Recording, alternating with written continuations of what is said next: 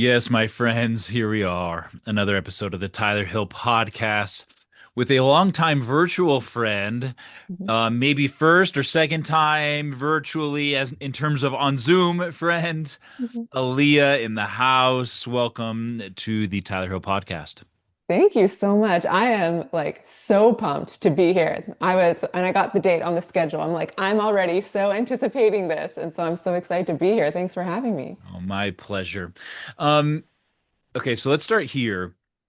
Because we're more than what we teach and all of the fun things we do on the internet and for Mhm. others, which I'm so excited to get to with you. But just say for a minute, Aaliyah, you have, say, a couple extra $100, a few extra hours on your schedule, maybe even a whole weekend. What are you doing to just fill your time to like brighten your day? Like, what makes you come alive if you just had some time to do you, to be you? What are you up to? Well, I'm a big seasonal person. So, considering the time of year it is, if I had free time to do absolutely anything, I would be hitting like every Christmas market and festival and like fun opportunity like that. Doing really seasonal things really fills me up. And so, that would be 100% what I would do, where I would go. I would seek out all those fun, festive things to enjoy. Yeah. Tell me a little bit about then, like, okay, so we're about the seasons, we ebb and flow. How do your hobbies and like kind of life passions intersect with that on a more yearly schedule? Are you outside a lot? Do you kind of go inside when it is more of those wintry, cozy times? Like, what do those hobbies look like for you as you navigate your life? Yeah. So what's really fascinating is since moving to Tennessee, I feel like I've had to like re-navigate the seasons a lot. So I'm from Winnipeg, Manitoba. It is like the depth of winter, freezing cold for so Yep. many months, so dark all the time. And so moving to Tennessee, all of my seasonal cues really shifted and changed a lot. So, in terms of what I enjoy doing in the seasons, a lot of that's totally changed. Like back in Canada, as hilarious as it sounds, in the depths of winter, I loved going for walks. Like you cozy up in all the layers you could Yes. possibly have on. You get outside on like a crisp January morning where Celsius, it can still be like minus 20 degrees. So, like Yep. well below freezing. And you just go for walks and watching like the snow glitter and like Yes. all those beautiful things is just like brings me so much joy and delight. And so being in Tennessee now, we get what I joke as like 1 week of winter. We get Hmm. like mid-January, it like snows and everything shuts down and like Yep. no businesses are running, everything is done. And so when it comes to like seasonal shifts here, what I love about leaning into the season specifically and like seasonal hobbies is that here it feels like you can do everything all the time. And it feels less like winter closing you down from Hmm. things.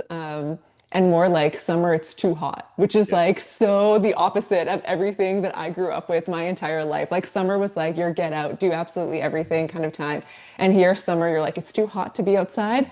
I'm going to stay inside. So it's really Uh, transitioning into like, oh, now that it's getting cooler out, you can get out for more hikes. You can go to like parks and it's super beautiful. You're not just like drenched in sweat, yeah. just stepping outside of your door, which Oh, I know is it. phenomenal. There's a hobby I'm hoping to pick back up. I would say this kind of season. I used to do, which is hilarious, picked it up during like COVID times, freestyle staff spinning. Is this a thing that you are at all familiar with? You're gonna have to teach me. So it's like it is kind of what it sounds like. It's like a wooden dowel, like a staff, and you're just like spinning it around and having fun with it. And so I want to get back into that as a hobby. Because other hobbies I have, I do like circus arts and things like that, which are really fun as well, but Yep. are kind of year round, which is neat. Let us in just a little bit. We'll get into some of the creativity and all that fun expression. I'm so excited to go there. Um, Give us kind of the quick overview of kind of what you do vocationally, kind of your spiritual influence and kind of how you exist in that world so we can get a good frame of what you offer. Because I think the way in which your creative person and expression really intersects with that, I'm very intrigued to go there. So let's start by kind of like talk about your work as a spiritual director, yoga teacher, that kind of thing. What do you offer? What's sort of your bend in terms of the spiritual and holistic offerings you give? Yeah, totally. So I mean, like all of us who are spiritual companions, that's kind of the lead is like Mhm. being a spiritual companion to people on their journey. I've really been actually trying to lean away from that language of journey because it makes it feel like we have to get somewhere and lean into this idea of just helping people explore their rhythm with God Hmm. because your rhythm can feel really like, fast paced at times. It can feel slow. It can feel just all those different ways that rhythm kind of engages with us. So I Hmm. think rhythm is this new way I'm trying to really frame that. So I really do love just companioning with people as they're even just figuring out their rhythms with God, how their rhythms with God are changing over time. And so there's the yoga piece. And so I became a yoga teacher in 2019 is when I did my first 200-hour training. The following year, I did a 300-hour training. And that was really great. And I'm still doing little trainings here and there. We do our little continuing education, which is super fun. So offering yoga. I do a lot of online yoga and I combine that with kind of spiritual direction style reflection with people. So getting people reflecting and thinking and asking them these really interesting questions instead of just offering a verse or a talk or something, but like offering them something in the class and then giving them questions to really ponder and sit with that as we're doing our breath work, as we're doing our final kind of closing meditation. So it's been really neat to combine two things that I feel fit beautifully together. And then, of course, there's offering spiritual direction sessions themselves for people. And then I do retreats as well. So Yes. there's a few little moving pieces along the way Yeah. there. Yeah, I love that. And we'll talk a lot about spiritual direction in a little bit. But what I really want to go to and just there, Leah, this is I admire this about you so much. Like, okay, so you're a spiritual teacher, you're a yoga instructor, you do all of these things, right? And then you look at your website, you're wearing smiley faces today. I get, like your headshots or, the promo pictures you send out. Mhm. There's color and there is just big expression. There's Mhm. fashion. There's just an artistry that in many ways Mhm. is not common in our space. Yeah, totally. There's a bit of like, okay, so aren't we supposed to be like meek and humble and quiet and yada Mhm. yada, like that sort of like, sitting on our pillow wearing, a robe or some shit. Like, Totally.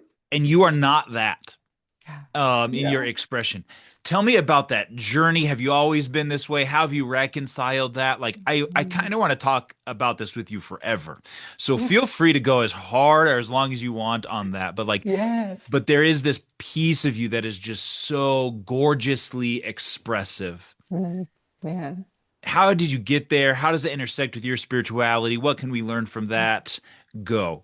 Awesome. I love this question so much. And so, a funny story to kind of kick this off would be I was speaking with a woman at a church I used to attend in Winnipeg, and she was doing her MDiv, and she was talking about spiritual direction. And her and I were discussing, because I was already a director at that time. And at the church we were both attending, she was talking to them about spiritual direction. Mhm. And the person she was talking to had this idea of like someone sitting on a mountain in like a white robe and like Yes. that vibe, right? And I'm like, that is just so not the thing. And so for myself, my own journey with spirituality, I think a lot of it is just coming to that place of like true authenticity with God and knowing that being your true self honors who God made you to be. So just live that way. And I think that is something that feels like we're kind of missing that in a lot of our spiritual spaces. And it's a lot of like, you have to be a certain way. You have to act a certain way. You have to look a certain way to be a Christian, XYZ. And so for myself and my own journey with God has been a lot of always being myself. So I think when I grew up, in the middle of nowhere Mhm. in Manitoba, Canada.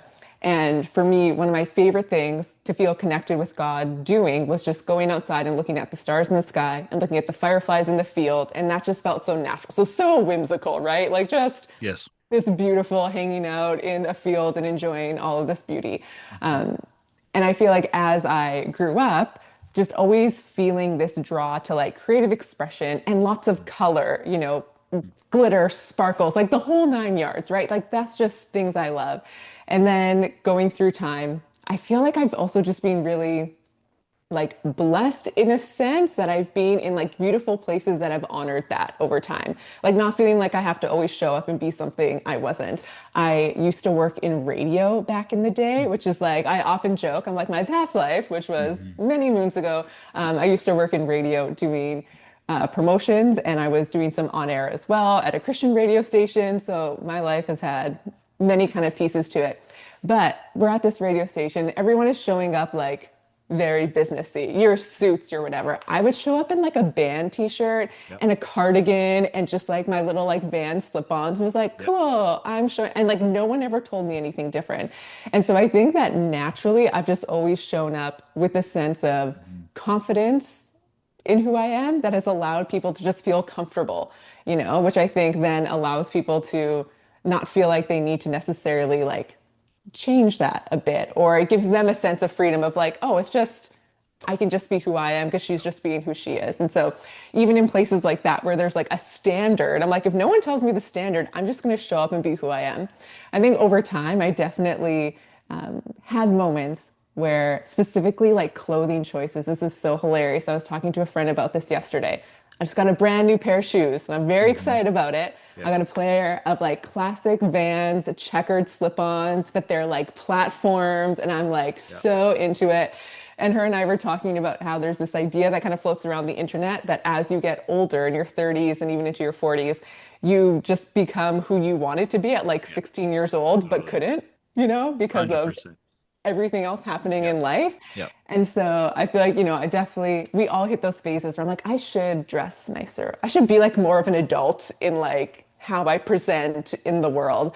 And I feel like over time, I'm like, no, like I feel like as my spiritual journey, I've been really intentional, again, rhythms and things like that. And spending that time with God, it's just been this natural pull back to authenticity all the time.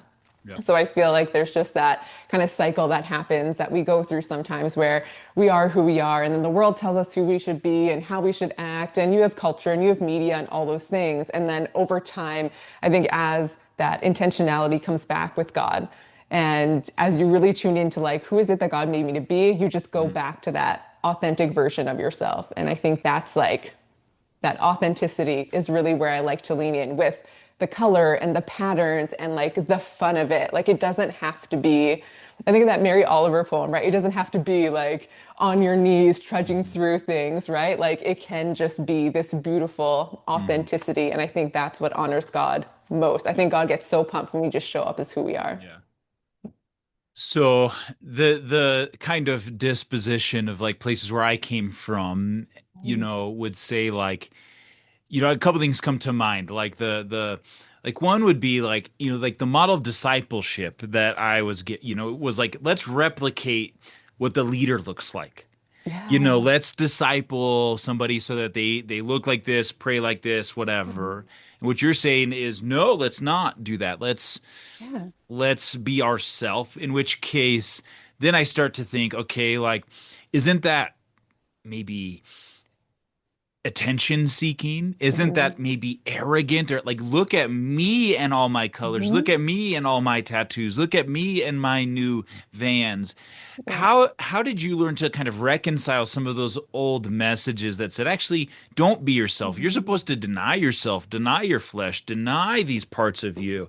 Yeah. We're supposed to look like the white dude on the stage that speaks every Sunday. Like, let's replicate him. Or Mhm. how have you reconciled some of those messages that exist kind of within our spiritual space that tend to Mhm. actually quiet us down rather than cultivate this expression?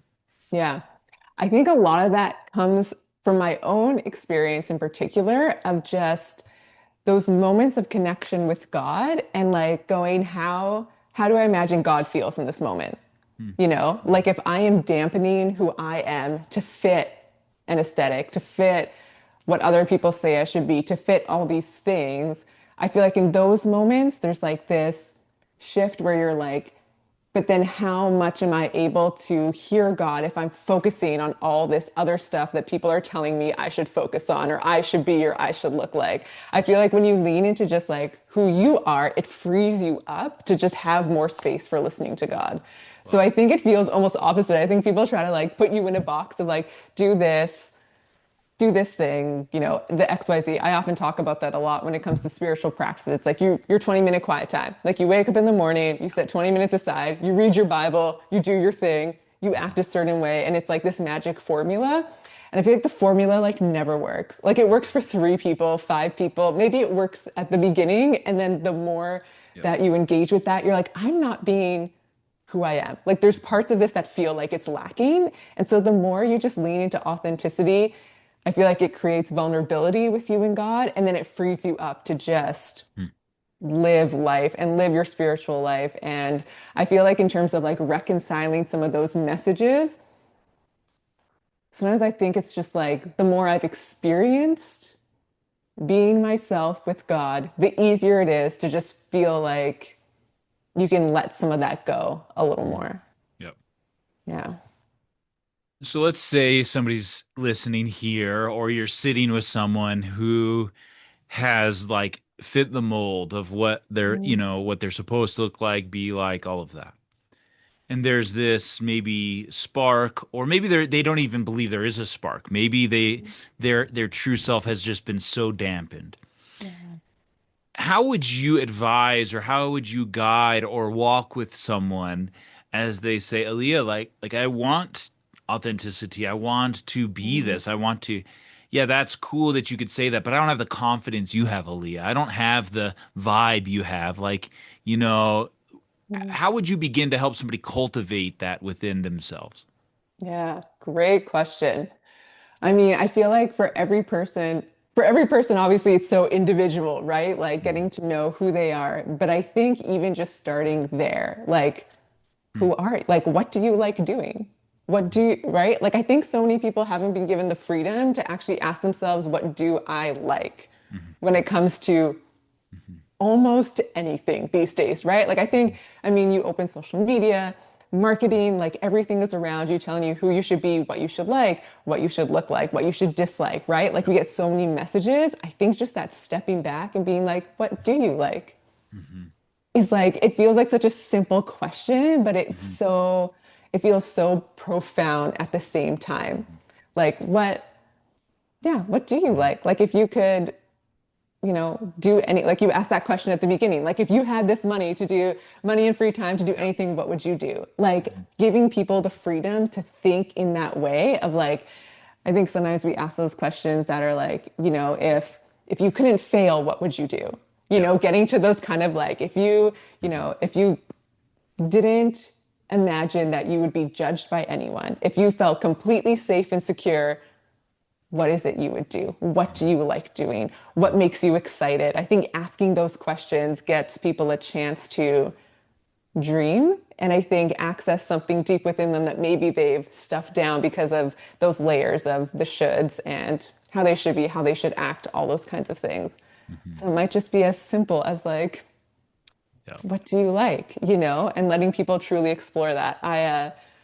Story time. I feel like, side note, I have a story for like everything all the time. I So there's going to love be all that. these little stories that might pop up.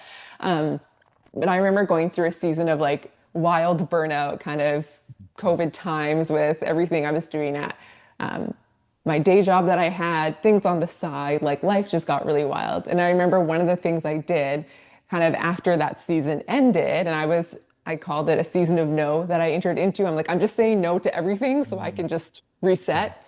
And one of the things I did, I have in a notebook, I was like, I feel like I don't quite I was doing so much for other people all the time. I'm like, this, Mhm. who am I? What do I like to do? And in my notebook was literally like, what do I like? And I was like, here are the things that I like doing. These are things that I personally actually enjoy doing with my time. Like, sometimes it's easy to say, I don't like these things, our quick Mhm. list of things we don't like. But like, Yep. what are the things I truly enjoy doing? How do I want to spend my time? And like, laid it out like that. And it just felt so again, profound feels like a word I've used a few times, but it did feel profound in that moment to really go out of the season of burnout of doing so much. Here are the things I enjoy. And these are the things that I can start adding back into my life so that I'm cultivating a life that, again, feels authentic and true to who I am. Would you be willing to even let us deeper into that story for just a minute? And like, what were some of those things you discovered? Like, on a really practical level, what were Mhm. some of those things that you had dampened that you were like, holy shit, this is awesome. I love this. It awakened Yeah. me. What were some of those things for you? Yeah. I feel like creativity is like one of the Yeah. big things. So my intention, so there were, okay, I'm like a million thoughts all at one time. This is so classic of me. I'm like, there's a million places I want to go. So that list, the way I'm first thinking of it now, um, in my days, like my morning intentional time with God is like a thing I love doing. And for me, during this season that my burnout was really happening was Christmas. We talked earlier. I love Christmas. I'm a big like seasonal person, and I had no time to do anything I enjoyed during that time. So when I was making that list of what do I enjoy, and it was like I enjoy in the mornings like sitting by Christmas tree light and like having just a moment with God. That's a thing I enjoy. And so it was like, okay, there's that on my list. What do I enjoy? Being creative. I love when I can take time to paint or collage or like do something. Like I've had no time for any of that. I like doing that. I like, I like having a morning cup of tea. It's Mhm. so simple, but like to have the time at home to do this simple thing, like Yeah. doing that, rediscovering my love of movement without like agenda, like Mhm. it's not like I have 30 minutes, I should get a quick workout in because these things, anytime I'm shitting myself, I'm like, Yeah. there's something happening Yes. there. Yes. So like movement for the enjoyment of it, getting out for walks again, just like having moments with my cat, just sitting, just Mhm. literally like those moments where you're like, I don't have to do anything. Yeah. So it was really beautiful to lean in. I'm sure if I could, I mean, I have notebooks everywhere. I'm sure if I could dig it out, there'd be also like specific things, like Yeah. taking the time to just like, one of the things I started doing over COVID that I enjoyed was painting moons, which sounds hilarious, Mm. but Mm. I had always wanted to learn Mhm. how to do like watercolor painting more Yeah. legitly, I would say, nicely. And Mm. so like a people, I would see lots of beautiful watercolor paintings of like full moons. And I'm like, that's so cool. I want to learn to do that. So I did. And then I was like, I want to get back to like painting this really simple, beautiful thing. Like I love doing that. Mm. And so that also spurred me on to find other things that I enjoy, which is how I got into freestyle staff spinning was a hilarious discovery of like fun movement that you don't have to be good at Mm. to enjoy. And I think that comes like another layer of things, right? Like as you're going through life and you're discovering what you like, learning that what you like, you don't actually have to be good at. Like you can be really bad at things Yeah. and still enjoy it. I took adult gymnastics for a year. I've never done gymnastics as a kid. I took that when I Wow. was what, like 35. Like I'm not like super flexible. It was like I'm learning how to do a somersault and a cartwheel correctly, like just so wild. I was bad at it, but I Mm. loved it. So I Yes. think Mm. just that freedom too, as an adult, to be bad, that like you get that a lot as a kid. So in that discovery, it's like Mm. discovering all these like things and what are things I've wanted to try. That was a part of it too. Like this discovery of I love being creative and I love movement. What are things I can try that I don't have to turn into a business, that I don't have to monetize, that's just purely for me, Mhm. Mhm. that does nothing for anyone else. And that's where freestyle staff spinning, adult gymnastics, which now I do, that advanced into doing like circus arts. And now I do aerial silks and lyra. And I do showcases at the circus school I go to, like super fun and random stuff. But it all comes from that discovery of who Yes. am I? What do I like? And Mhm. I think now, like every time I get on the silks and things like that, I'm like, oh, I think God is so pumped that I do these fun little silly things that have no meaning in the grand scheme of life. Like Mhm. I pay money to attend a class, like you would do when you're a kid, your parents would pay for you to go to Yes. like dance lessons or whatever else. And I get to show up and do that and just have fun. And I think God takes delight in our delight doing those little things. And I suppose that really was where I was gonna go is like that doesn't sound very spiritual, Aaliyah. That just sounds like self like enjoyment. Like what Ooh, about your spiritual director? yeah. Like tell us about your spiritual stuff, right? So like how is that? Like okay, God takes delight in our delight. Could you expand on that? Or how is this even spiritual? Like aren't we just talking about hobbies? Aren't we Yeah. just talking about like whatever? Like how is this part of your spiritual expansion or your Mm. engagement with the divine? Can you help us bridge that gap a little bit? Yeah, cool. I do hobbies, but aren't you supposed to be reading the text or aren't you supposed to be on your knees praying somewhere? Totally. And I think both exist And I think both exist so beautifully in our lives. And that's where that divide between sacred and secular happens for a lot of people. And I don't think it needs to, Mm. like people, we categorize things so, I think. I think we like to categorize things because it makes it feel easier to check off boxes on a list when we're busy humans that have a million things to do and a million responsibilities, and we have to prioritize everything. And so if we can add things to a list of check boxes and we go, this is my spiritual practice done, that 20-minute quiet time, I did it. Oh, I have this hobby I do. Okay, check mark, I'm doing that. Like when things become a check mark list, it's easier to separate our ideas of what's secular and what's sacred without realizing that life is sacred in itself. Mm. And so when you start to view life as sacred, as this idea of like God's fingerprints are everywhere and God created you and God created the trees that I'm looking at in my window that I get so much joy from, and God created my body that's able to do these wild, crazy hobby things, and God created imagination and creativity so you can paint or you can collage. Like life becomes a prayer Mhm. itself. And so like really bridging that gap, I think for me happened a lot during my yoga teacher training. I think was like where a lot of that really started to come through. So I was doing my yoga teacher training, and one of the books we actually were given to be like going through was the Spiritual Disciplines Handbook by Adele. I'm gonna hold it up because I have it right here. Great. Which is like I feel like everyone who knows me is like, if you were to recommend a book, it would be this one. It's so wonderful. It has over like 65 spiritual disciplines in here that are listed out. And I remember doing my yoga teacher training and having to journal, which was not a thing I ever did. And now I'm like the biggest journal advocate. And we have to do our movement practice every day. And so the idea too of even yoga as spiritual practice was really beautiful and something that I naturally engaged in practicing yoga Mhm. before doing my teacher training. And then getting a book like this, where it just expanded your idea of what a spiritual practice could be. It was no longer just, I have to read my Bible and I have to say a prayer to God, and that's it, which I think can start off really devoted and really beautiful. And I know for myself, and I think for a lot of other people, slowly it transitions into you open your Bible app in the plan and you're like 5 minutes in and out, and you're like, again, that checkbox. Mhm. And so I'm reading this book and I'm going through it and I'm just being blown away by all these spiritual disciplines. I remember getting to Visio Divina Mhm. and and like the practice and reading about it and going, oh my gosh, before I knew what anything was, this is what I did when I was sitting outside growing up looking at the stars. I'm like, this has Mhm. been my life. And no one told me this was sacred. No one told me it was secular. It was the thing I did because it felt the most natural. It felt like this awe and wonder and this beautiful like connection to God Yeah.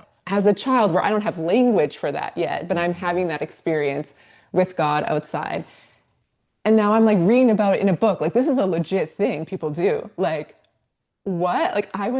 I remember teaching at a women's retreat and like mentioning that. I'm like, did you know that like this is a thing you can do? Like this is amazing. And Yeah. so for me, that idea too of coming back to like, the idea like who were you before the world told you who you should be, Mhm. like who is it that God made you, a lot of that that we're coming back to, and seeing that really bridge this gap between the things we're told we should do that are spiritual versus our daily living and the things that are just sacred because it's how we live our lives. So through say a book like this, which is really expansive, and then learning about spiritual temperaments, which I feel like Mhm. aren't talked about very often, but to me feel almost like foundational. Like I would say, discover your spiritual temperament before you even look at disciplines to make the disciplines that you engage in, because there's such a buffet of disciplines. When I was doing spiritual director training, my teacher said this quote. It's just so simple. He's like, Mhm. prayer is an ocean. Like it's so big and endless. Like there's so many practices you can do. Yep. So being able to engage in practices already coming from a temperamental standpoint, like who am I and what do I like, how do I naturally feel connected to God, picking practices that engage in that, suddenly like, yeah, your world of what's sacred just Yep. expands to feel like everything you do becomes a time where you can Yep. connect with God there. Yeah, and I think it reminds me, Aelea, of like when I was doing my spiritual director training, and I remember sitting there in the monastery. I trained at a Benedictine monastery, and every time the sisters would teach me something, like I learned a lot, and I also didn't learn anything. And what I Mm, mean by that is it was always just like I always knew this was true. Like yeah. this is what I've always believed, but I didn't know there was a word for it or a practice for it or that somebody wrote a book about it. Like it was just these things that were in me. And I think Mhm. what I hear you saying is like, so much of what has made you come alive has not been anything that you acquired. It wasn't anything that you necessarily maybe even went and grabbed. It was you finding the things that were always a part of you since you were Mhm. designed and finding vessels for those things to exist. Oh, Mhm. of course I always did Visio Divina. I mean, like that's just part of you. Of course patterns and colors matter and embodied living. I always just went on walks in the silent of the snow. Like Yeah. it wasn't that you needed something else. It was a recognition or a resurrection of what was always inside of you. Totally. That like nails it. I remember going through the 18th annotation as part of my spiritual director training. And just so many of the practices, Ignatian practices are so like imagination based. Mhm, And I remember going through those practices and talking to my director going through this and her mhm, saying to me like this idea of my imagination being such a gift. And I was mhm. like, I've never thought of my imagination as this beautiful kind of like gift from God that I can imagine things so vividly. And as someone guiding, yoga practices, but also at like yoga retreats guiding, I remember guiding like a 75-minute meditation for people to go through, but like so imaginative. Like imagine you're in this place and doing this thing. And I'm like, oh, that comes so naturally to me. But sometimes the things that come naturally to us, we're the quickest to think it's nothing special because it's just part of who we are. And we see something maybe someone else does. We're like, oh, well, that's really cool. I don't do that. We like are so quick to devalue ourselves. And so hearing that my imagination was a gift from this person, I'm like, oh, it totally is. And this is part of who I am. And as someone can call out something beautiful in you and you look back and you're like, yes, that's always been part of who I am. I've just never realized it for the gift it was. And so that moment where you're like, this is just who I always have been, Yes. right? To have language for it Mhm. suddenly feels so like beautiful and enticing. When I did the 19th annotation more recently, one of the things that stood out was some of that language of it was oh my gosh, I'm like, my mind needs a minute to think. It was like going through the gifts of the spirit. And one of them was the gift of the spirit. And it talked about creativity and imagination there. I'm like, oh, no one ever lists that as like a fruit of the spirit or a gift, one of the gifts Mhm. that God has given people. But I'm like, that's me. It was wonder. Wonder is the word that was listed. I'm like, that's so me. And I'm like, no one's ever like used that language in this context. And it was just like, mind-boggling, right? Such Yes. a Mm. yeah, have someone call that out in you or to Yeah. name that thing and you realize it's something you've always done just can feel so reassuring. And I think Yes. deepens your relationship with God because you go, God, you made me this way. And like that is so beautiful. Yes. Mm. You mentioned spiritual temperaments. Yeah. Would you be willing to, yeah, let us in on that? What does that mean? What are they? How does that impact you and the work you do? Yeah. So spiritual temperaments are, and I used this language before, and it comes straight from different books about it, but it's this idea of like, how do you naturally connect with God? So your temperaments, I think there's categorized into like nine main ones. Richard Foster, I believe, was the first person who really talked about spiritual temperaments. And then I have a book. It is I don't want to say anything bad about it. It's lovely. It has it's the cheesiest title. It's called What's Your God Language? And it's like a super 90s like looking book cover. But it's a woman who goes more into depth. She kind of took his original work and then expanded on it, which is really beautiful. He writes the introduction into the book. Hmm. But it's this idea of like, what's the natural way you connect with God? So she had done research about people kind of doing different practices, but not really feeling that fulfillment in your relationship with God. And so there's kind of these nine categories. And it's the things that when you hear it, you go, this makes sense. So like your temperament could be super intellectual, right? Like you love learning, you love reading, you love diving into things. Amazing. There's also people who are aesthetic, like aesthetic in the sense of like silence, time away, like that, Hmm. they like Hmm. simplicity. There's contemplatives who just love resting in God's loving presence. There are sensates, so people who love using all of their senses. Activists, so you feel Yep. most connected to God when you're doing activism work. So there's Mhm. all these beautiful things. A lot of times I talk about them and you feel the natural connection to say like Enneagram and things like that over time, right? All of your kind of personality types. And Yeah. I think you could almost think of it in that sense. Like, what's your personality type as it relates to how you show up with God? Which I think a lot of times we're really pitched this idea of this is how your relationship with God has to look. It's these specific sets of things that you do.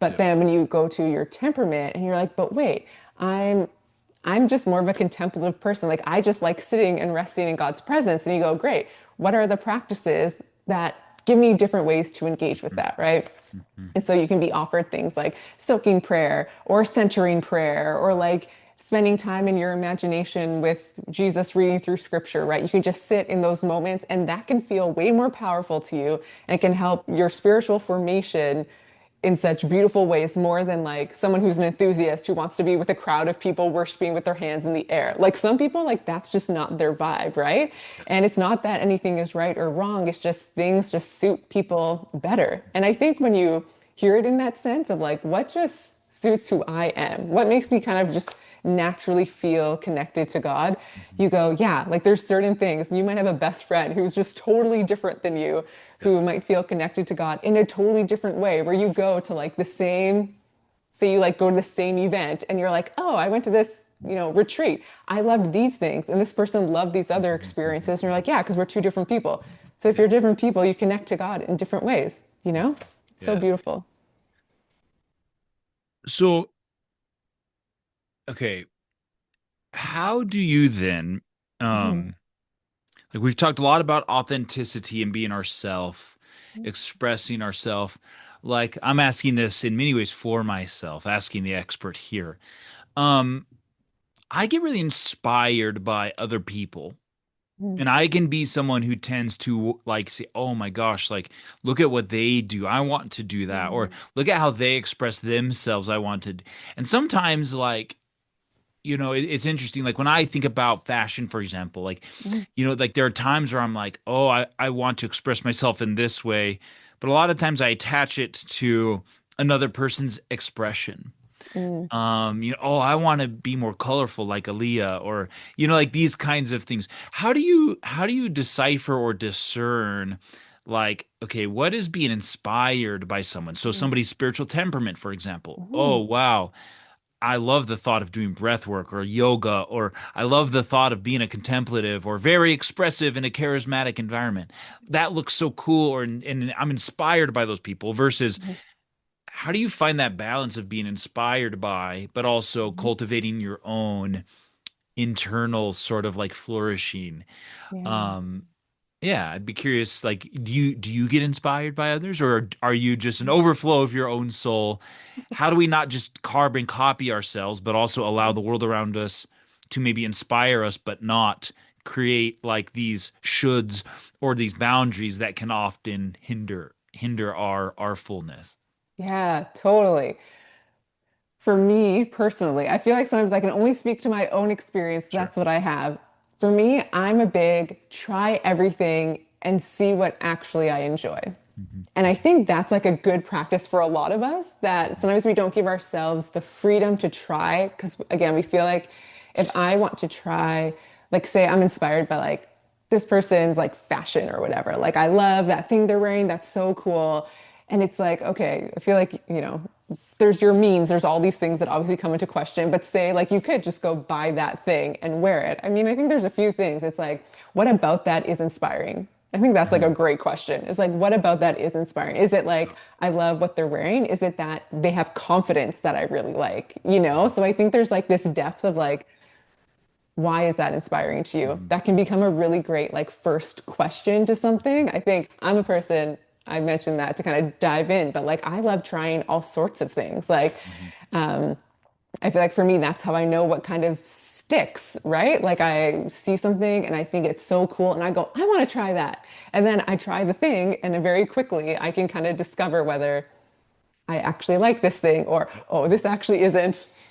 This was cute that I thought I would enjoy this. I am actually getting more frustrated. This actually is kind of annoying. So Yep. sometimes just trying the things, but I think asking that deeper question of what about this is inspiring to me can Mhm. really help us start to navigate what we try on, what we don't, Mhm. what we take on as a practice or a trait or as something that's actually for ourselves versus something that now we're just trying to avoid ourselves by becoming someone else.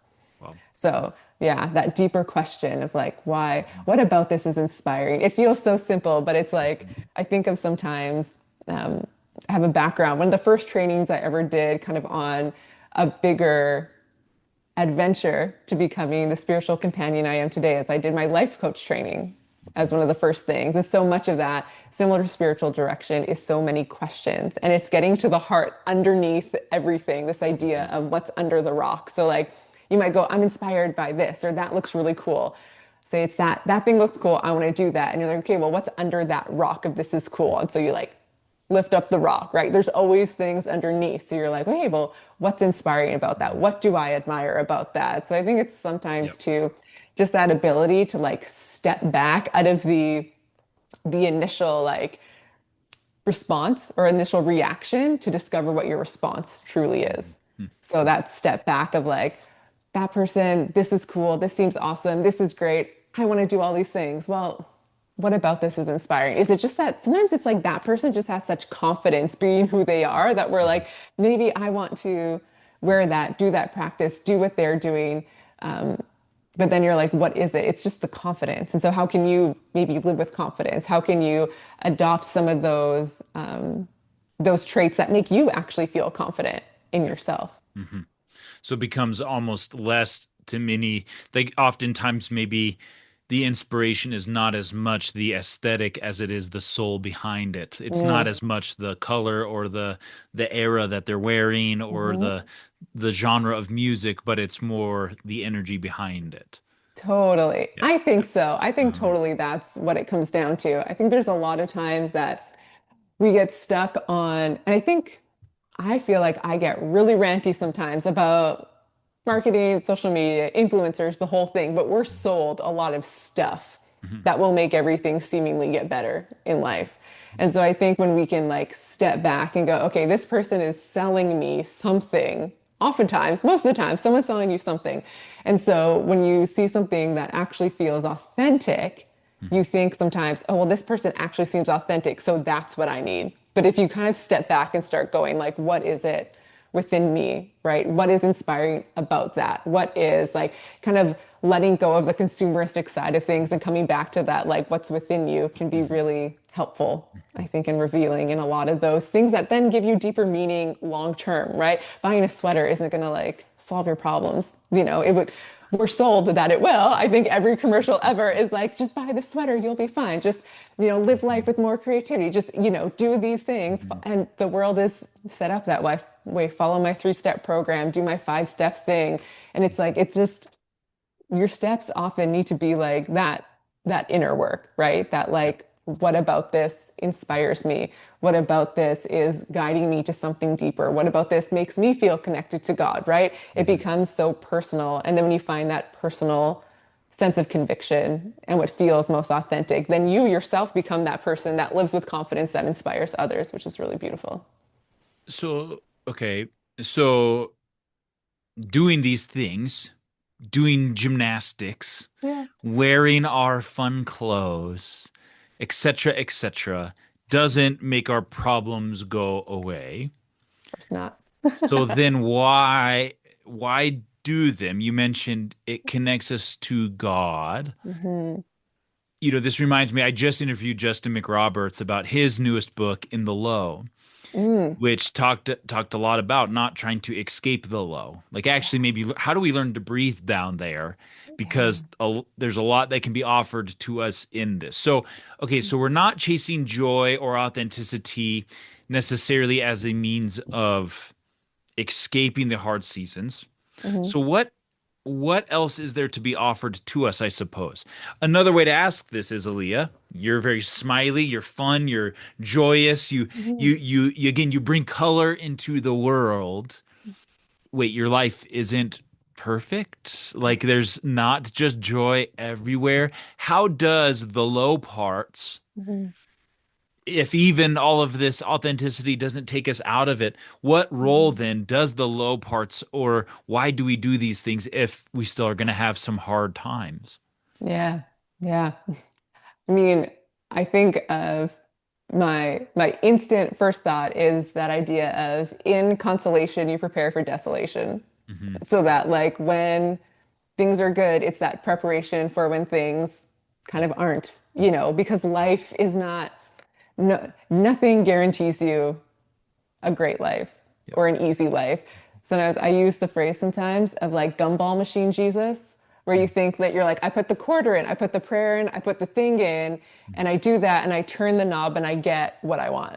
Hmm. And I think we're, and I think I say that in terms of gumball machine Jesus because of prayer, right? Like we do this thing, we put it in, we expect a certain outcome, but like nothing in life is certain and we're guaranteed to go through hard times. Hmm. And I think when you're living from that place of authenticity and joy, or you discover your temperaments, or you discover practices that make you feel really aligned, that really feel nourishing, then when those hard times come, you have something to lean into that Yep. isn't going to. My first thought is like you have something to really lean into that isn't going to pull you out in a way that makes you avoidant because there's so much beauty there. I was talking to my spiritual director last month and I said, hope is found in the dirt.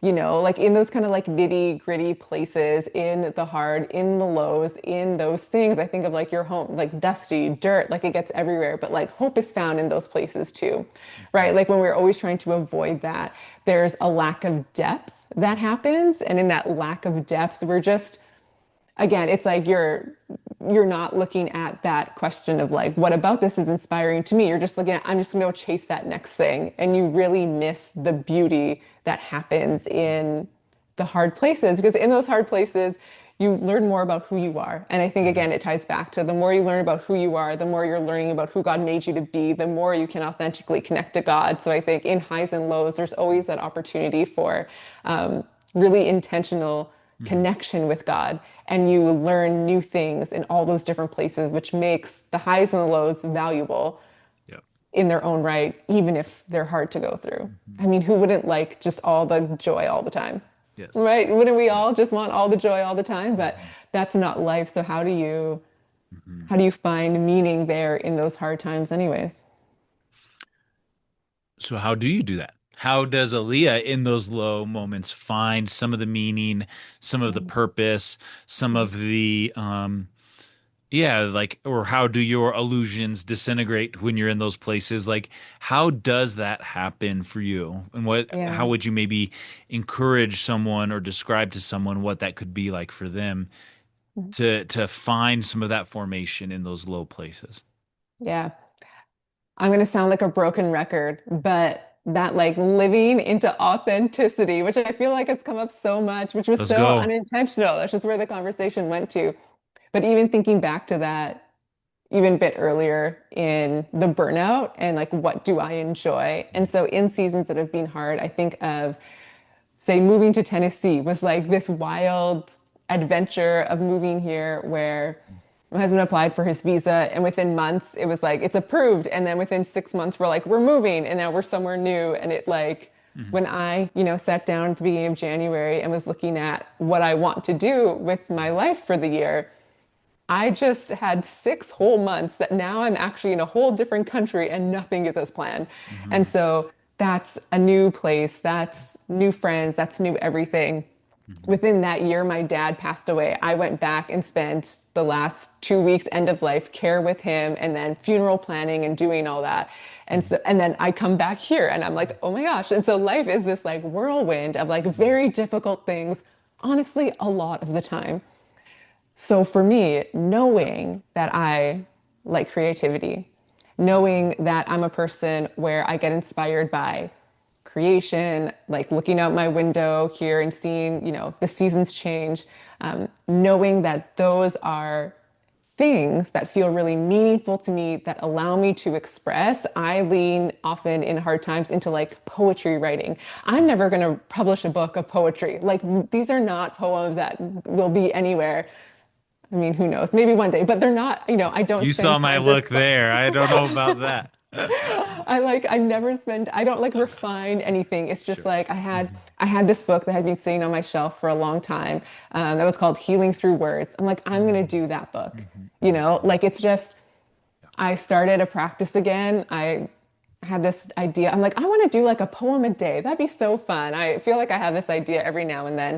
And I was like, oh, I'm gonna wait till the next year. And my first poem was about like, and then the trees whispered, like, why not start today? Like, I don't have to start like beginning of the year. So like now I'm writing a poem a day. And so when life gets hard, I think that's where that who am I and what do I like doing? Those become the things you ground into and root into because at least you're getting this beautiful, even if what's really hard.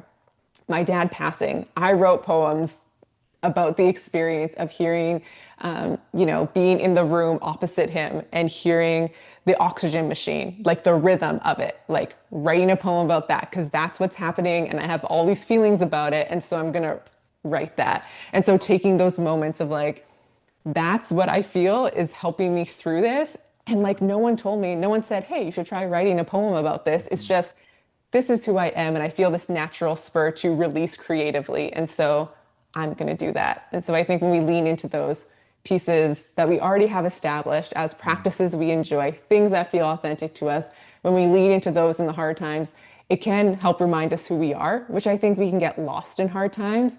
But I think it also helps just keep us grounded in that sense of like, I'm still here and I'm still present and I'm making it through these hard times day by day, breath by breath, word by word, whatever it is that we're doing. Mhm. Uh, it reminds me, just for what it's worth, like you talking about, I would never publish a book of poems, and you saw my look because, I'm all about us being creative and sharing our work. But, um, I can remember like my mom was sick my whole life and she passed away. Actually, the anniversary just happened 7 years ago. And, and you talk about the oxygen and I grew up with that noise in my Mhm. home. Yeah. My mom was on oxygen for a lot of my life. And it's so funny. She passed away 7 years ago, but we're really lucky to have a whole heap of great grandparents in our family. So my kids not only have grandparents, but a lot of great grandparents. And um, so GGB, we call her, which is great grandma Barb. Cute. Her husband Tom, he's on oxygen full time now, and there's this like soothing sound of home to it for me. All that to say, I would have loved to have read that poem because I think it would have connected with me. And Oh. to just know that those things, for whatever it's worth, and all who are listening as well, that again, those creative expressions that we might not even see as special Mhm. often do spill out into the world. Not everything is for the world, obviously, or Yeah. for social media, but I love just that thought. And it's interesting going back to Justin and Scott, who just wrote this book in the Mhm. low. Their show is actually about that. Like, how do these low moments cultivate our ways of getting through it, and what often gets Mhm. created or made in those places Mhm. is what often changes us and changes the world. And yeah, it's a really good show, and I think you're just so spot on. And even to hear something you wrote about that would like totally just blessed me. It's like, oh yeah, that noise does matter, that little Yeah. oxygen noise. Yeah. Um, Talk to us. I'd love to hear just a small little pivot here. I love to Mhm. talk about spiritual direction and how Mhm. important it is and what it even is. Would you just be willing to maybe share, like, what role has it played in your life? How do you kind Mhm. of define it? I know we all are always having such a hard time defining it. And, direction is like usually the word we don't want to use. And yet it is the word we use. And like, what does it look like? What is the experience for you, maybe as someone who receives it Mhm. and who holds space for it? Yeah. First of all, I just want to say thank you for sharing about your mom and stuff like that. I feel like Yeah. I know you're asking me Mhm. questions. Like I want to just thank you for sharing Yeah. that. Yeah, your post the other day, I remember reading about your post and that beautiful photo that you shared as well. Mm. Yeah, when it comes to spiritual direction, it's super fascinating because I feel like spiritual, I feel like we say cheesy things all the time. Spiritual direction found me, but I had no clue about it. I Yeah. was doing my yoga teacher training, and a woman, her and I actually have become the best of friends over Mm. time. But when I was talking to her about life coaching, she was like, "Oh, have you ever heard of spiritual direction?" Nope, not at all. So she kind of told me about it. I for sure forgot about it. Like it wasn't a thing I had thought of. And then I was going through a really rough time Mm. as a yoga teacher who's also a Christian. And so just from all sides of like, well, you're a Christian, so you shouldn't do yoga. And then, just you're not enough for anyone. You're too Christian for Yep. yoga. You're too yoga for Christian. What you're doing is bad and wrong. And then just running the gamut. And I'm like, who do I talk to about this? Right? Mhm. Like it's such a unique niche thing. And so there was someone I found online, and she's a yoga teacher and a spiritual director. And so I reached out to her and I was like, you seem like the person I would talk to about something like this. Like, because you also have experiences doing these same things I'm doing. So I reached out to her. We set up a time on the schedule. We met, and I remember her asking me this question. This is like our very first session. There's a few key moments, I think, in spiritual direction that I think we all have Yep. that really help form us. And so she asked me this question that was like, when you're teaching on your mat, how do you imagine God feels? And Mhm. like who asks questions like that? Like I've never thought about how God feels when I'm doing something like that. I mean, we read scripture and this idea of like, oh, if I do something bad, God is angry, or like, all these like wild ideas of God. But for someone to ask me when I'm on my mat teaching a yoga class, how do I imagine God feels? Like, Mhm. what? Like that was just so mind Mhm. blowing to me. Mhm. And in that moment, I really kind of recommitted to Mhm. doing what I do as a yoga teacher, because I'm like, I feel like God, like when I'm on my mat and I'm teaching and I'm guiding and I'm sharing things with people, it just feels like the most natural thing. Like just Mhm. things just happen on my mat. I say things. People after like that thing you said impacted me. And I was like, I don't even know what I said. Like I Totally. was just letting it roll. And so having those beautiful moments. And so that led me to spiritual direction as seeing a director engaging in that practice. Then actually a woman, again, long stories for I everything. I love it. apologize. I get I love long-winded. it. But at the church I was going to, a woman I know was doing spiritual director training. And her and I were chatting one day. I was working at the bookstore, and she was like, I think you would really enjoy like the training and being a director and things like that. And I thought, yeah, Mhm. whatever. Like, okay, I'm like, add it to the list of the million things I think would be fun to do one day. And then COVID hit, and suddenly people have a little more time on their hands. And I thought I'm like, I'll just apply to this school. Her brother was signed up for the fall semester, and he was like, hey, we need, some more students for the cohort. My sister told me that, you and her have talked about it, things like that. So I'm like, whatever, I'll just apply and I'll see.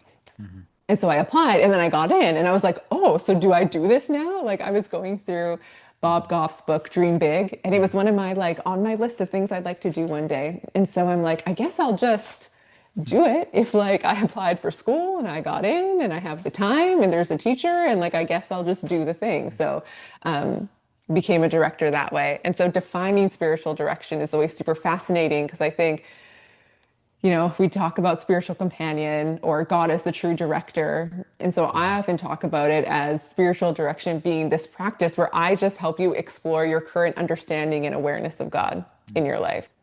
And that to me feels like just a simple, Mhm. simple little summary that at least gets people interested, where they go, explore my current understanding and experience of God. They're like, what does that mean?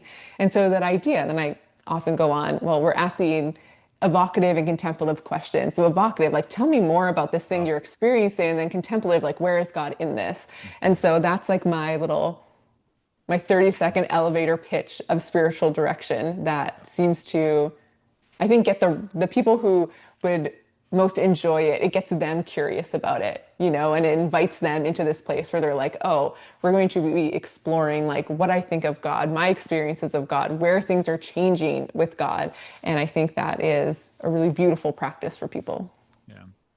So as you've gone on this journey, Aaliyah, of like, okay, seeing spiritual directors and getting certifications in yoga and, living in these liminal spaces, Mhm.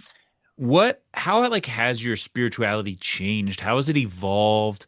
And what Mhm. is kind of your engagement or experience of the divine sort of as it stands now, especially as it Mhm. relates to maybe who you were and who you have become? Yeah, great question. The other day I was thinking, I'm like, wow, I'm like you're on a podcast or something like that. I'm like, the words you say feel very immortalized in a sense. And I'm like, I could have an experience tomorrow that changes everything. Totally. And so, um, Well, I'll have yeah. you back if it when it changes, because it will. We Yeah. can come back on and add a little amendment Yeah. to the end, because it will change, I think.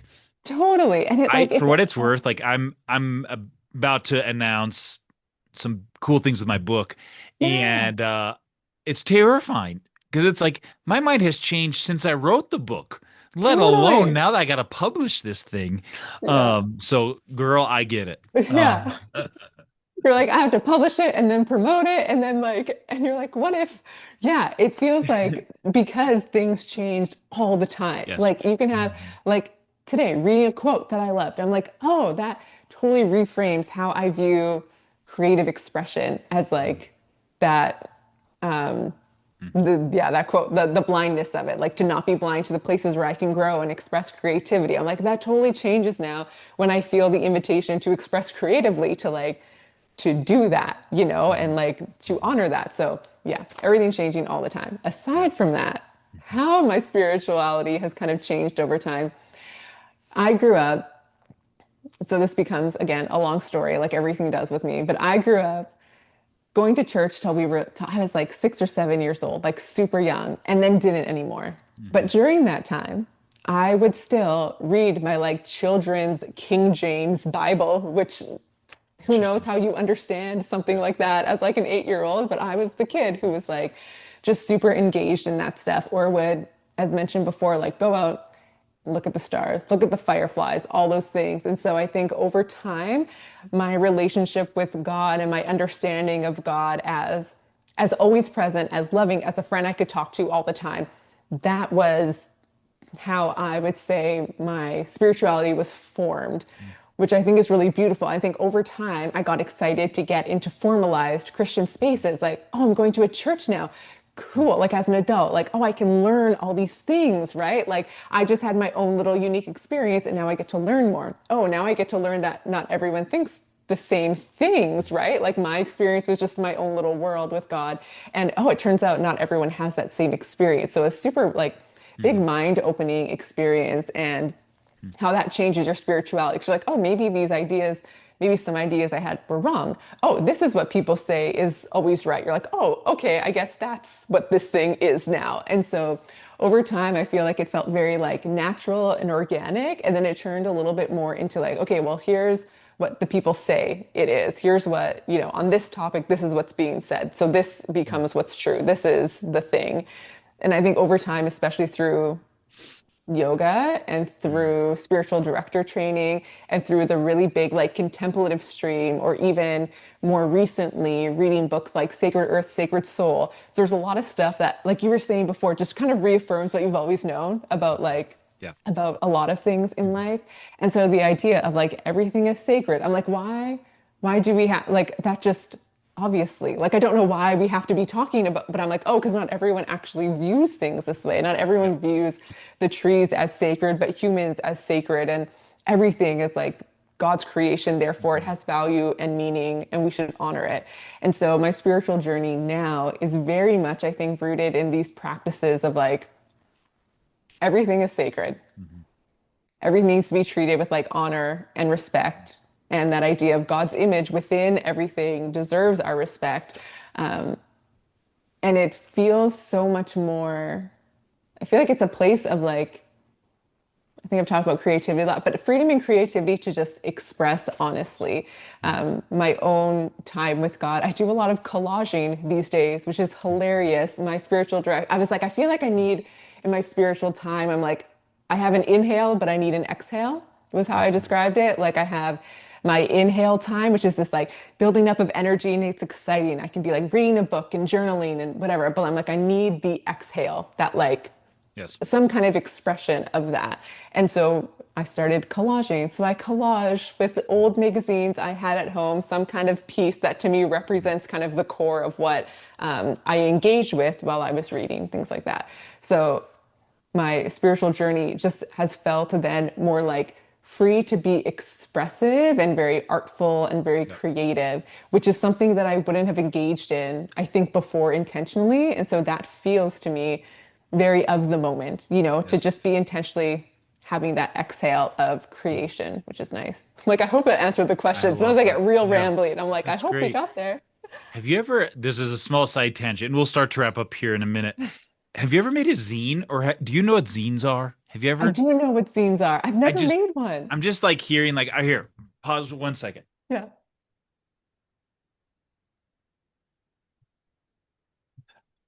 Okay, this just all comes together so much. Okay, so, um, 2 years ago now, I had these crazy headaches, go to the doctor, they scan my head. They found an unruptured aneurysm in my brain. So I have Whoa. that right now. Yeah. And they're like, if that explodes, you're done. And so So like wild. that's some news, right? And pretty much the doctor said, just live like it's not there. He said, don't smoke cigarettes, don't do meth, and then live like it's not there. So I was like, got it. You got Wow. it, dog. Okay. Yeah. Other than that, there's nothing you can do. Okay. Anyways, and so I made it all the way down to my car before I had my full breakdown and whatever. But okay, all that to say, I started making this zine. I grew up like punk rock adjacent, I say. Yeah. And anyways, I just hear you talking about poetry and then Yeah. collage, and it's like that's what it is just like, you know what I Cool. mean? And it's Yeah. Oh my like this gosh. one's all just duct tape and Yeah. like stuff and but like I don't know, like old punk stuff and anyways, like Yes. that's what a zine is Yeah. collage and poetry. Oh my gosh, I Um love it so much. That's so inspiring. and then I just Xeroxed it and stapled it and I sold it on the internet to all these people. And That's amazing. anyways, but this was speaking about in the low. Yeah. This is all about my aneurysm. And it's all about so like yeah, it's just all about death and dust and all my dramatic Tyler 4 feelingness that You I gotta let am it all out though, about. right? You've got to Yeah. exhale it. So, anyways, Yeah. if you're already writing poetry and you're already collaging, you might as well put it in a magazine and sell it on the internet. Yeah, I might as well Um, just do that. It's funny because my collaging is so it's like the other day I was doing what the piece I have my notebook here. I forever have my yes, notebooks always near me. And I so love the it. collaging is again, I don't buy magazines for it. I'm like, what do I have at home that I can use? And so it's Mhm. like, like my little Yes. fun, Oh, I love it. literally just nature. Like sometimes it's just one picture. So it Okay. is what it's going to be. But there was one day that like whatever the piece was kind of about just like letting things be what it's going to be. And as I was picking up my notebook, it was like, there's like fun little creative things. But as I was picking up my supplies, and it was like, oh, these are the things that just fell out. I'm like, great, that's what I work with today Yeah, then. Like, I just love that. what, right? And so every piece has a story to tell. And so that's so cool that Yeah. you like have this beautiful way of expressing. Yes. Um, I think there's such beauty in like letting ourselves express things if I Yeah. could use words again, creatively. Hmm. Because I'm like, God made everything. Like, God Hmm. is so creative. And so when we lean into our creativity, I feel like God just gets so pumped because God's Yes. like, yes, like, look at what I've made. And like, Hmm. even I think, using magazines for Hmm. collaging. I was speaking with someone at a retreat recently. I offered people creative prayer as a practice during silence, where essentially we just took what I like to do in my morning time these Hmm. days with God and I offered them that. So I'm like, I grabbed a few passages from different books that felt relevant for the retreat theme, and then had magazines like, hey, let's read this, make notes of things that stand out, and then creatively respond by going through the magazine. And when I was talking to someone after, they talked about this idea of feeling sometimes like they have to be the one to create the thing from scratch. Mm, Like I can't collage something, like I mm, should be creating, I should be getting, paint. I need to be creating the whole thing. And it's like, no way, like someone else like took time to like take these pictures or make this art. And so you're using something that was like someone yep. else felt inspired and created. And now you're using that to like further Yes. create something. I think like that connects us in such beautiful ways, Wow. which again creates this beautiful like Mm, sacred connection of people across space and time, which is so beautiful. And again, I think just makes God so pumped. I Yeah. love that. Yeah. Leo, who like speaking of just like being inspired to be ourselves and things like who are some of the authors like authors or artists or Mm, musicians or people that you're like, man, I want that vibe. I want their energy. mm, Whether it's spiritually or in mhm. fashion or art. Like who are some of the people that help fuel you to be such a radiant human? Oh, well, thank you. It's very kind. Um, who inspires me? I mean, I'm the first person that came to mind. I'm a big Swiftie. I love Taylor Swift. So Taylor Swift inspires me for sure Mhm. because I love that she just leans into like I mean, there's a million things, but even I think like the backlash she gets, she leans into that sometimes to create art. She's always creating art from what she is experiencing. And I think that's so beautiful. And there's that Mhm. authenticity to it of like not feeling like she has to be the same person she was, right? Like I think of the Eras tour. Yes. Every era has a whole different like piece to it and it's all her, but Hmm. it's just being authentic to who she is in that moment. So like there's a lot we can learn from that, which I think is so cool. 100%. I love that. Yes. Yeah, like to just be Yeah. who you are at the time. That zine, right? Like that's what Yeah. you're doing. This is who Hmm. I am at this moment, and you Yes. get to immortalize it in something, which Yeah. allows you to go back and reference Mhm. it and to And be inspired by your own it stuff. gives us permission to change, and it's like and to like publicly change when we're Mm, also scared of it. Like I think that that symbol of what that tour was that, yeah. yeah, yeah, I love that. Yeah, keep I'm going. and now the next hour of the podcast is Taylor Swift. Yes. We won't do that. Yeah. We could, but we won't. I feel like I'm also really inspired by a poet I really like is Gideon. I don't know how to pronounce his last name because I've never said it out loud. Gideon Hugh, Okay. Heoughg, Mm, maybe.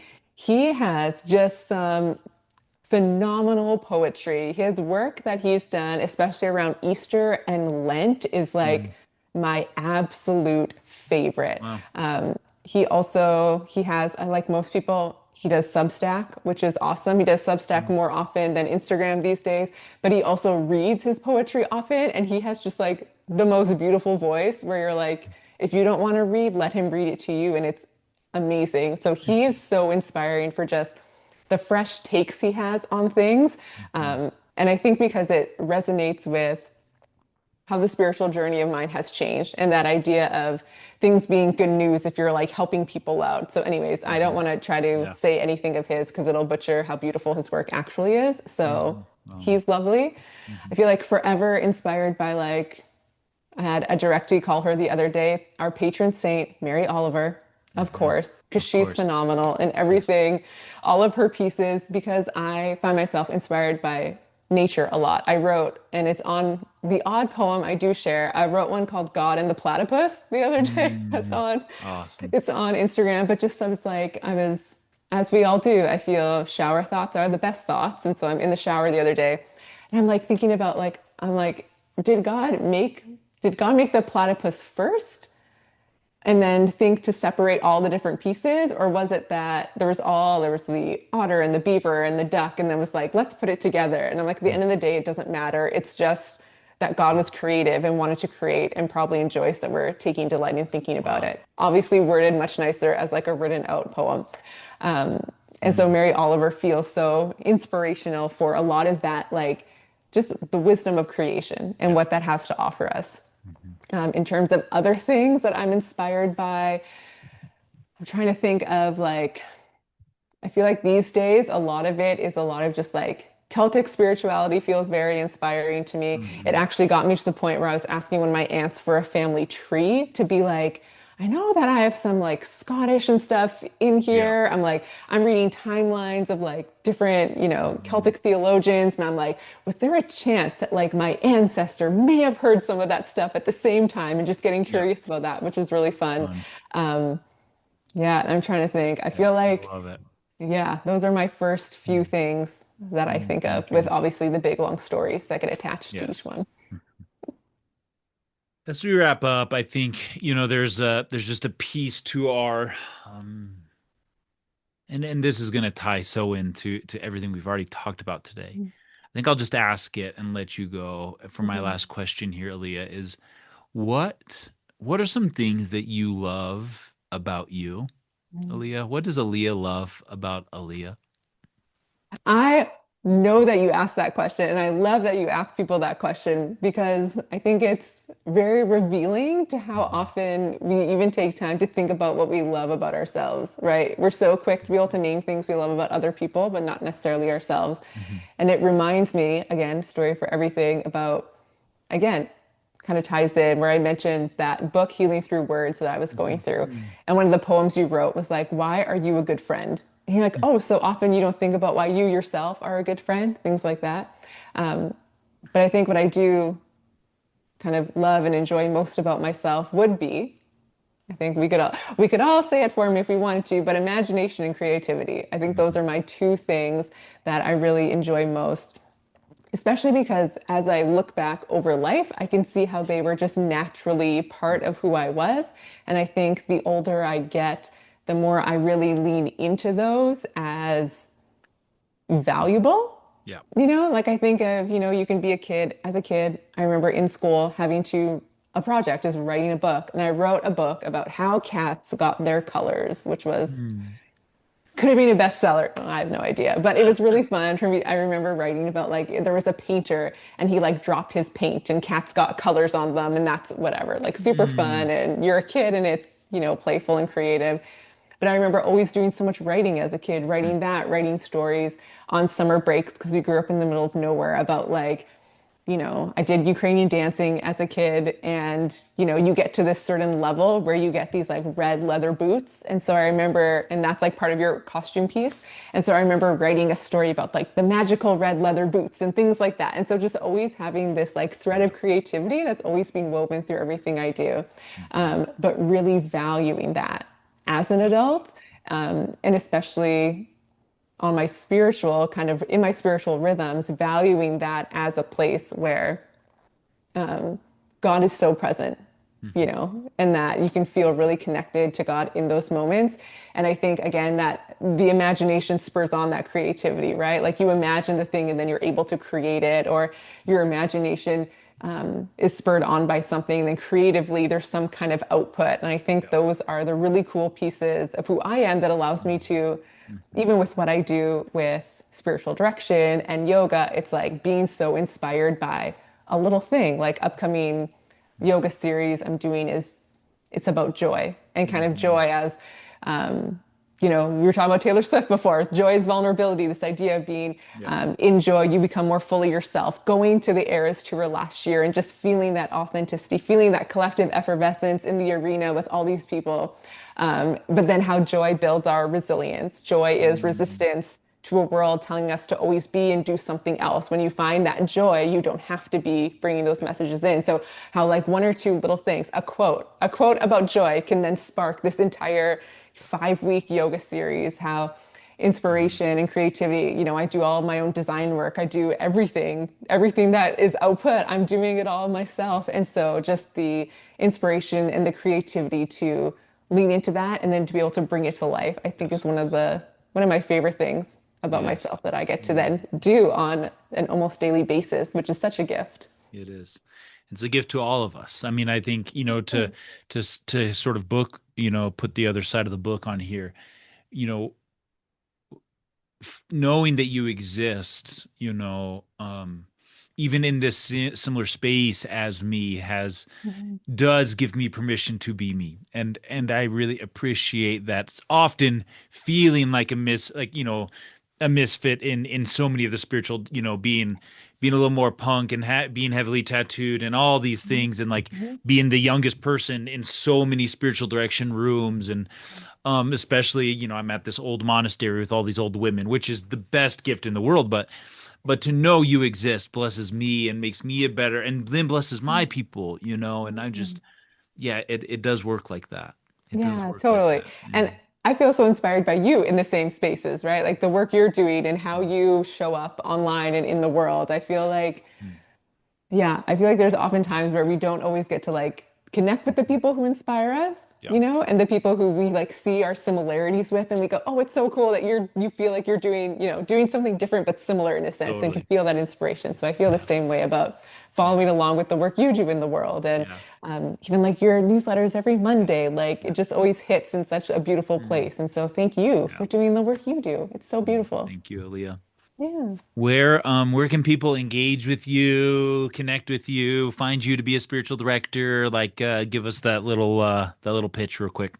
Yeah, the little spiel. So you can find me at Mhm. wandertowonder.ca and Instagram is instagram.com/wander to wonder. That's where you'll find me. You'll find everything. If you want to connect with me, everything is all there, both those places. Great. And I, of course, will link all that below. Aaliyah, what a blessing you are. Thank you so much for your time. And I can't wait to connect again soon.